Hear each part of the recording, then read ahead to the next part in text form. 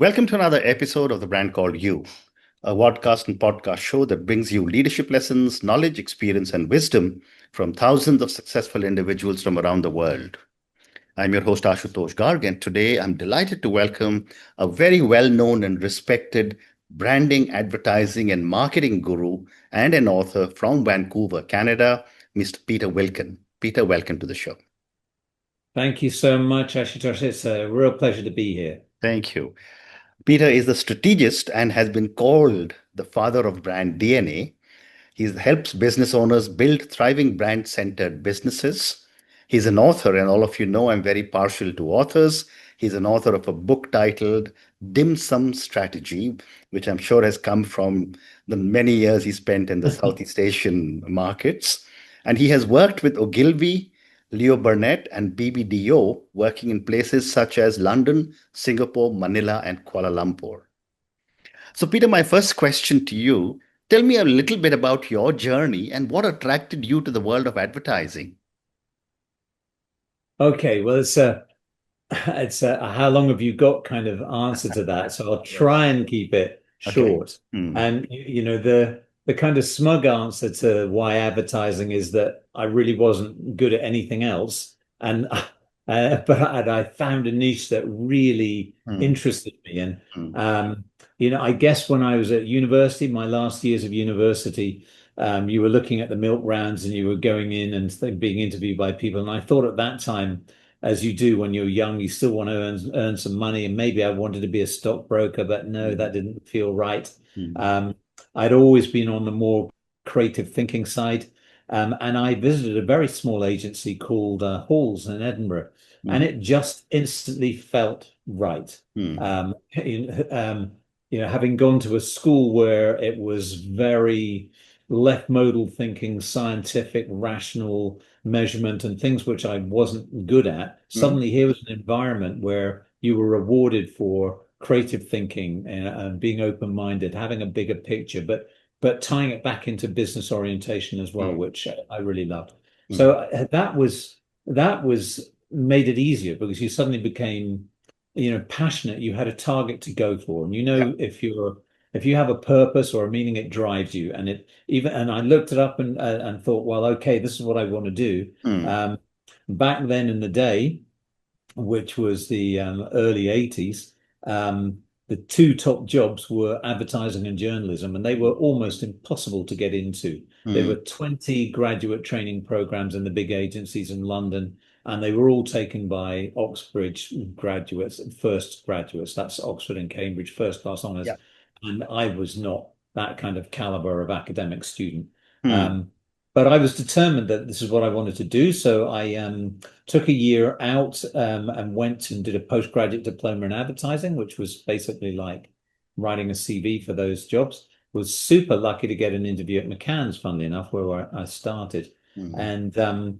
And I had a kind of gimmicky way to get in, which I was lucky. It kind of worked. I had an interview with the top guy at McCann's, and it went very well. And he asked me all about what a brand was and this, that, and the other. After the interview, I sent him in a little furry toy tiger, which one of my girlfriends had given to me. And McCann's at the time were handling Esso or Exxon, and they had a campaign, put a tiger in your tank. Hmm. So I put a little note around this tiger's ear and said, you know, put a tiger in your think tank, call my boss with a Hmm. phone number. Hmm. Didn't hear anything for a week, thought, okay, that's wrong. And then the phone rang and the chap answered and it said, oh, it's you. The girls made me ring this number. Hmm. It's you. You better Hmm. come in then. And so they offered me the job on the spot. So that's how I started. Wow. So super lucky, got my place and just absolutely thrived within it. It was my world. Hmm. Um, yeah, so that's Fantastic. Fantastic. You also describe yourself as a constructive disruptor. Can you share a specific story or experience where this approach made a significant impact? That's a that's a great question. This is going to be a fun ride, actually, Doctor. I hope your listeners are into this as well, or up to Absolutely. it. Constructive disruption. That was actually given to me by a client. Hmm. And the less polite term of that was you're a shit stirrer, but you do it in a way that makes things happen. And when I was younger, I Mhm. was a disruptor for sure, a Mhm. zigger when everyone was zagging, Mhm. but less constructive. You did it with less sensitivity and experience, and unnecessarily upset people, which was Mhm. a learning that it comes. You talked about wisdom earlier on. That comes with age and experience. Mhm. That if Mhm. you can do disruptive things to transform situations, Mhm. but do it in a constructive way, then you're really being skillful. So you asked for an example. Mhm. I tell this story in my Telling Tales from the Trenches, and it's one about trust condoms when I was running Ogilvy in the Philippines, Mhm. and it was a really small kind of out and out creative hotshot. It was a tiny agency by Ogilvy standards Mhm. in the regional network, had very little to lose, was coming from a very poor reputation and a small portfolio of clients, hadn't ever done anything. And the only way up was doing outstanding, brilliant work. And I worked with my creative partner, David Guerrero, who's now Mhm. BBDO Guerrero, still there. And people like Neil French, who was our worldwide creative director. And we had Mhm. this amazing client called Trust Condoms. It was a German-based charitable organization, and Mhm. Trust in the Philippines was as big as Trojan or Durex is in other markets. It was the Mhm. top market. Bearing in mind, this is a Philippine country where contraception is frowned upon, Correct. and contraceptive advertising was illegal. Yeah. Um, but we had done all our research with this client and understood that, nearly 80% of the younger population, the average age was 19, by the way, Mhm. wanted more access to information about contraception and access to contraceptives themselves. So, um, but they were being denied by their still very young parents who had been denied by their parents Yeah. in turn. It was kind of knock-on effect. Mhm. Uh, anyway, so we went to this client, and he was a German expat, young guy, single. He was nearing the end of his 5-year term there. I think he'd been there 3.5 years or so. Mhm. And we Mhm. had this fantastic idea. And I went to him and I said, look, um, you've been here 3 and a bit years. Mhm. Your successor's going to come in. We've done some decent work, but we have an idea that will change the market forever, and create an impact that it will unleash the genie from the bottle. You won't be able to put it back again. Mhm. But we're going to get into a lot of trouble, Mhm. and you're probably going to be sent home, Mhm. um, and we're going to get into a lot of trouble. But it'll be great fun. It'll be fun. Mhm. Let's do it. And he said, "Well, tell me the idea." And the bottom line was, after we told him the idea, he said, "Go, let's do it." So our idea was basically to use the line of flavored condoms, Mhm. and we had very good support in high areas. So people who were running the TV channels and the media also knew that we were kind of doing the right thing. We Mhm. had right on our side, even though the law and the church that was being run by a Cardinal Sin, if you can't, Mhm. I can't make it up. Honestly, that was his name. Cardinal Sin was running the Yes. Catholic Church. All Yeah. this pressure against us, Mhm. we had kind of right on our side. So we produced this first television commercial um, on a shoestring budget, which had featured a kind of glass bowl with cream in the bottom, with a woman's hand Mhm. beating the cream to the sound of her reaching an orgasm. And as Mhm. she climaxed, the cream got thicker and thicker. And we Mhm. dropped this Trust Strawberry condom in, and it said, "Trust Strawberry condoms, you Mhm. supply the cream." And we had a whole series of posters. Wow. So there was a chocolate one that melts in the Yeah. mouth, not in the hand. We Mhm. had a mint one, after dinner mints, and of course, they went gangbusters about it. All the nightclubs wanted the posters. They wanted to Mhm. run the TV commercial. That it was run for free by our media friends. It created a huge furore. Chris Tarrant, who ran a TV show in the UK, picking out the world's best ads, chose this. So it was multiplied and amplified Amazing. everywhere. It was, and the cat was out of the bag, and Mhm. hugely successful. We ended up producing a second commercial with a conveyor belt of bananas coming through, and they're all different sized bananas. They come in different Mm. sizes of the species. So Yeah. big Jamaican bananas and Mm, tiny little mm, black mm. bananas, and dropping a trust banana condom in one size fits all. So you asked for something constructive Amazing. disruption. That's what came That to is mind. such an amazing story. And he didn't get sent back for, I mean, he saw his time out, but we made more impact in one tiny campaign that Mm. was done with a shoestring budget than had been done in the previous 10 years. How So fascinating. yeah, How fascinating. Thank you. What a great story. And yeah. I'm sure my viewers and listeners will remember this. Peter, you're also called the father of brand DNA. Tell me, what is the meaning of brand DNA and how does this differ from a typical branding approach?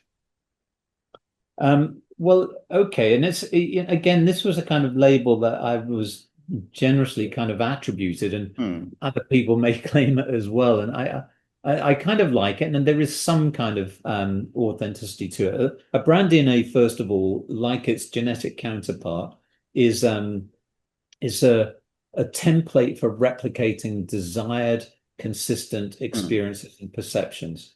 And so, where a brand is what you wish to stand for in your most valuable customers' minds, it's a territory in the mind that you want to create. A brand DNA is a template that helps you shape and craft that.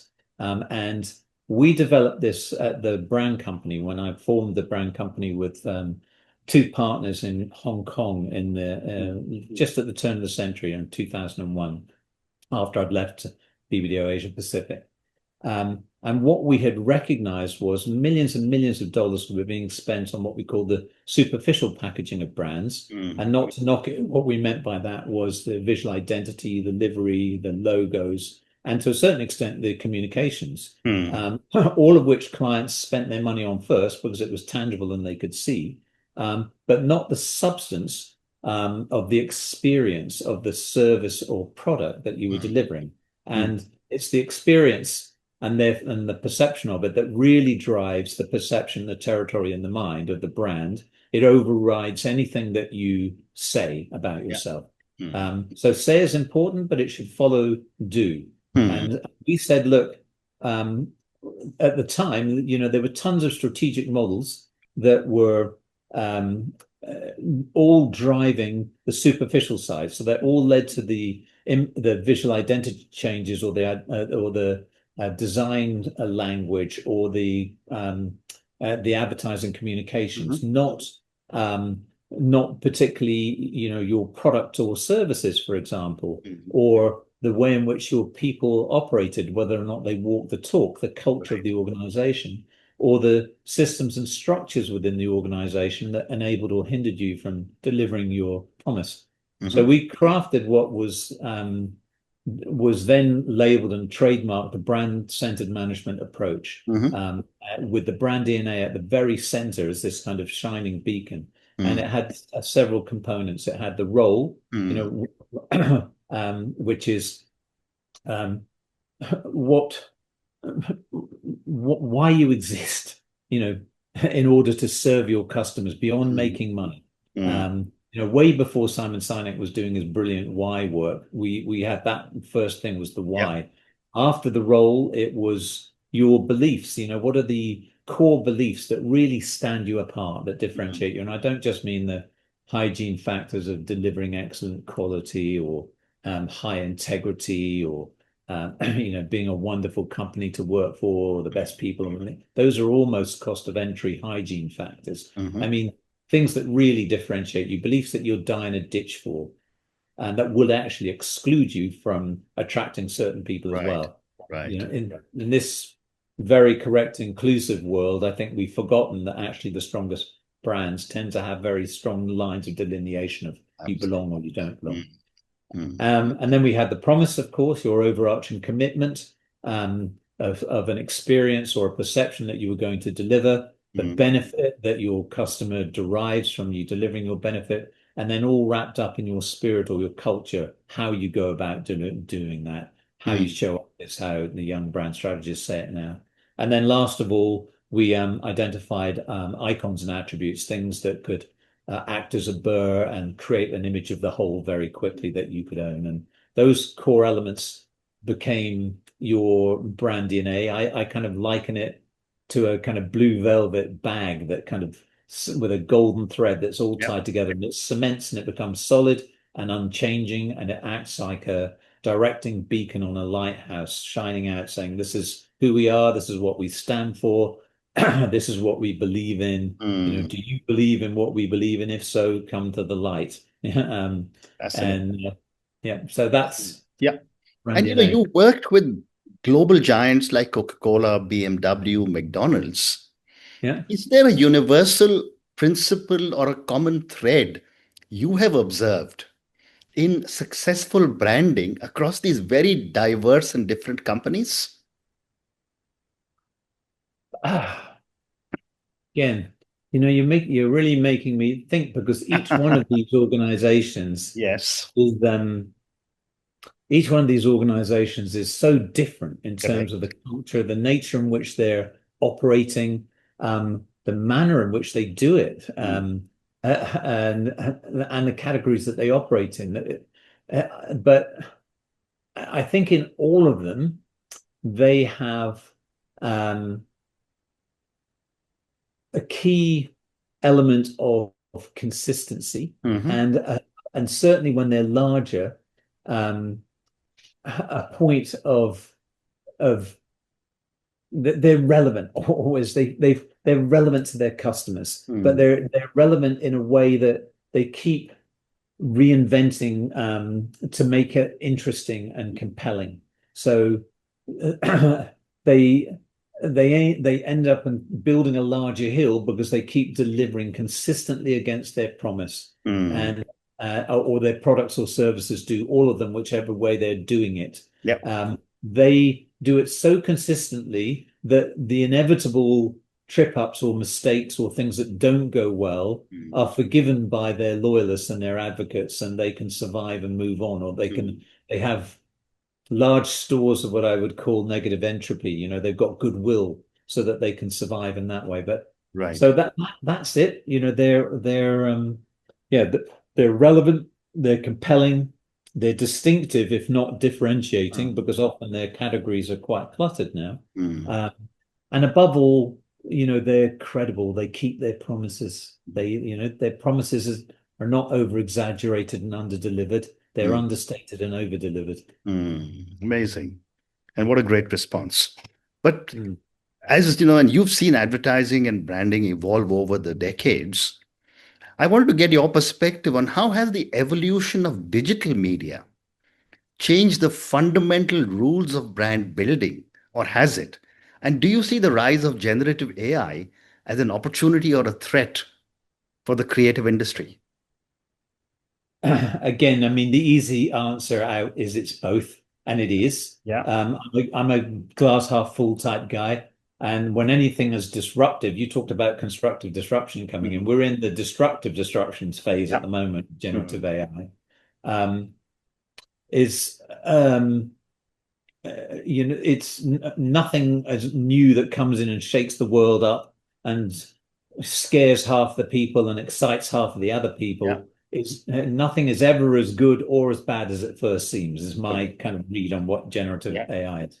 Generative AI, I do think, is probably one of the most fundamental disruptive phenomenon that we are ever likely to encounter. Mhm. I never say there isn't another one round the corner, but Mhm.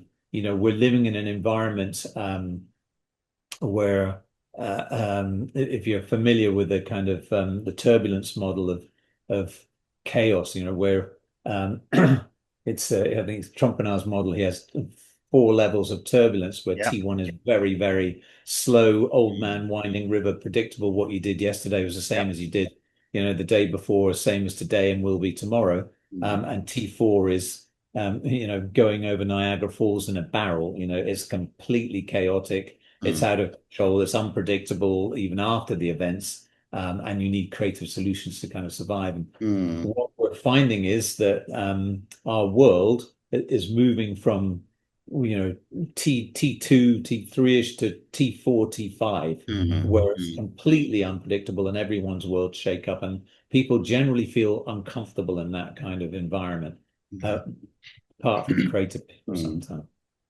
Anyway, so within that context, Mm, you've got brands struggling to kind of retain that consistency. The I don't think the laws of building good brands or the key characteristics of what make great brands has changed at all. mm, I think the medium in which they're expressed, and your question was about digital media, yeah. is just an alternative way of establishing a relationship between a buyer and a seller, a customer and a brand owner and a brand advocate. Mm, Um, uh, and it has its own dynamics. I think some are positive and some are not so positive. On the positive side of digital media, it's an amazing democratizer. It makes the cost of entry incredibly low. You can mm, go out, create your own music. You can write a book in a day, three books in an afternoon if you've got the right formats. You can apply and find research content at the touch of a button with the right prompt. You don't even need the right prompts yeah. anymore. The left modal kind of data processing functions are already more efficient than the human brain. Mm, Um, so it's, I mean, huge in that way that you can access a world of opportunity yeah. that you never could before. I mean, Mm, can yeah, I look at you, I'm probably a little younger than, well, we said we were contemporaries actually in mm, Singapore, mm, so we must be close in the same age. I can remember going into research departments and asking people to help me find data in Mintel and other yeah. books and things like this and trying to assimilate it, then going through microfiche to do all your little analysis and writing it long copy and longhand to be able to interpret it. I mean, things that would take us weeks, I to agree. do, you can do in minutes now. So that's all amazing. I agree. Um, the downside of it is it raises the ability to average to the norm incredibly. So it's very hard to distinguish great from good or great from even moderately good. If Mm, you look at our world of brand strategy, for example, mm, the barrier to entry for that is incredibly low. mm, And any one of these smart, Gen Zers or even the Alpha Gens now, um, if they are better, and they are at managing their social media profile, and they've got the confidence to put themselves out there, they mm. can access every single strategic framework and model Correct. that they want, and Yeah. they can pitch themselves as very plausible strategists, even though they've had no experience Yeah. whatsoever. Yeah. And for me, I look at it and I think, well, okay, some of them are incredibly smart, but Mm, for every smart one, there are a few hundred who are mediocre at best, and some of mm, them downright dangerous practitioners who should mm, never be called or labeled anything. It's a bit correct. like any profession, doctors, architects, bankers, you name them. Mm, You have the exceptional, the good, the bad, the indifferent, and the downright dangerous. mm, Um, and it definitely has masked that, made it much more difficult by lowering the mm. barrier to entry. Um, Absolutely. Great uh, response. And I agree yeah. with you. I think we are contemporary. I'm 68 now. But I remember when I started working, it, I spent a big chunk of my first month's salary because I wanted to own the Encyclopedia Britannica in 3 volumes. And that now just decorates my bookshelf. But You can stop your table wobbling with it or I something like know. that. I can But use it as a paperweight now. But there uh, is one other response to the digital thing that's come up quite a yeah, lot that I think you'll relate to as well. Um, and that is the performance marketing against the emotional brand differentiation side. yeah, There's yeah. definitely a tendency, I think, with the digital world, and it's driven by the big data companies and Google and GA4, and look at our analytics and Mm, measure our CTRs, that the wonky thermostat of finding a balance between rational measurement and yeah, emotional intangible positioning yeah. has definitely tipped towards the rational side to Mm, kind of it favors those thinkers who say, if you can't measure it, it's not worth measuring, absolutely. as Absolutely. opposed to it's the things you can't count that really count. And Mm, as a brand and building ex-ad guy, I'm very much more on the right emotional side for brands. The strongest brands are emotionally driven, and they look for differentiation in that wide open field of emotion, not rational sides. So I definitely find that that is the way, and people are saying, "Oh no, go scientific. What are your measurements? What are this?" And most of them are flimsy and don't hold water. Click-throughs and likes where, your own little bubble Yeah, of circle of friends just see it. They want to be polite, but they're not engaging with it. They probably haven't even read your post. absolutely. So Absolutely. I agree. I agree. yeah, But I want to yeah, now, move to your book, and I could keep talking to you. You have such amazing and such depth of knowledge, but my clock is telling me to, yeah, that we're running out of time. But I can't stop without asking you about your book, Dim Sum Strategy. yeah. Tell me a little bit about your book and Nice. share This with one. me and Sure. my. Oh, there it is. Yeah, Wonderful. yeah, Thank you for showing this. yeah. But tell us about me and my viewers and listeners about one favorite strategic thinking tool from Dim Sum Strategy. And tell me, why do you find it so particularly powerful and useful?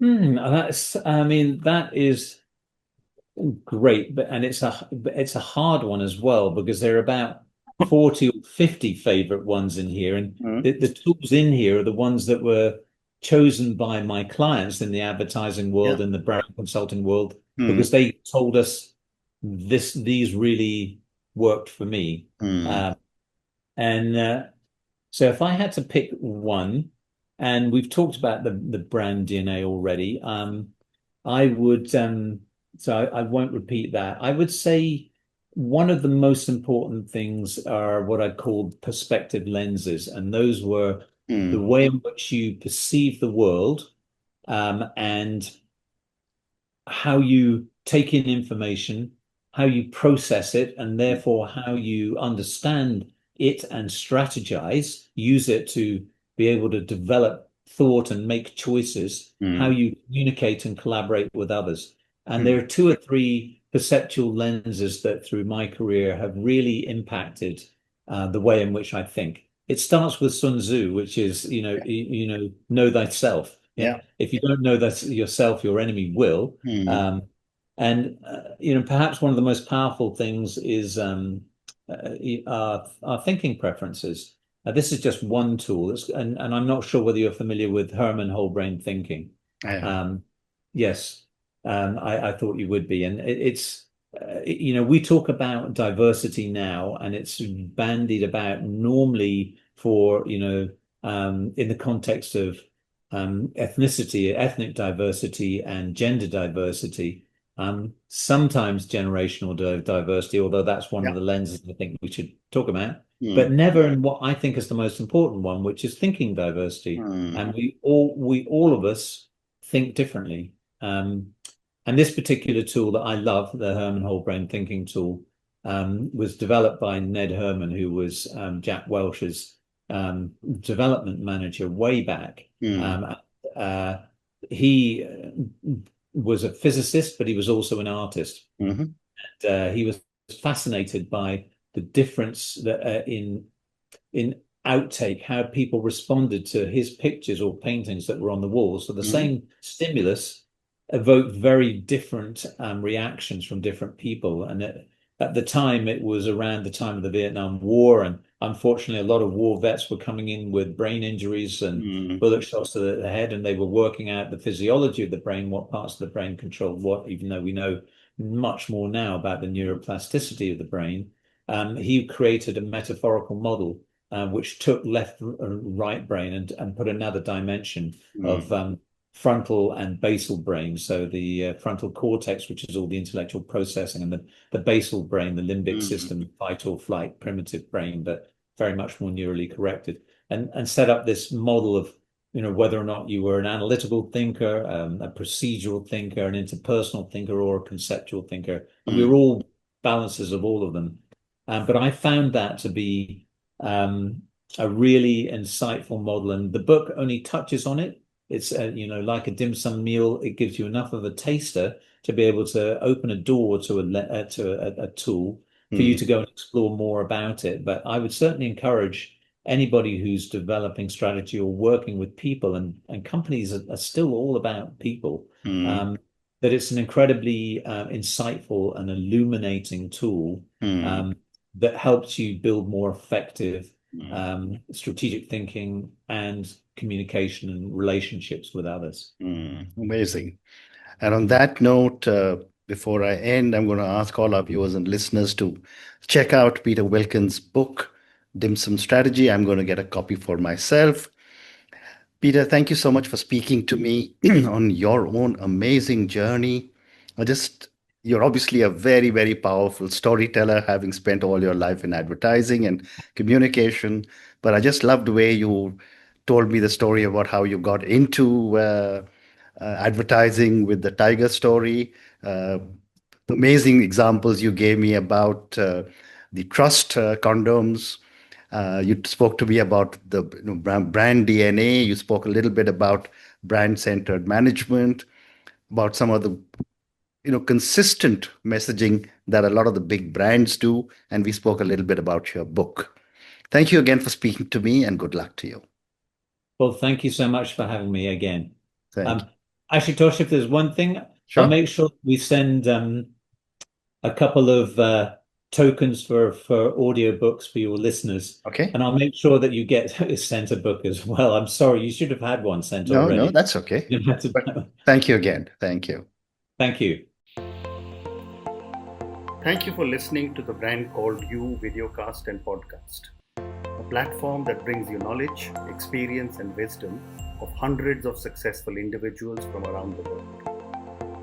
Do visit our website www.tbcy.in to watch and listen to the stories of many more individuals. You can also follow us on YouTube, Facebook, Instagram, and Twitter. Just search for the Brand Called You.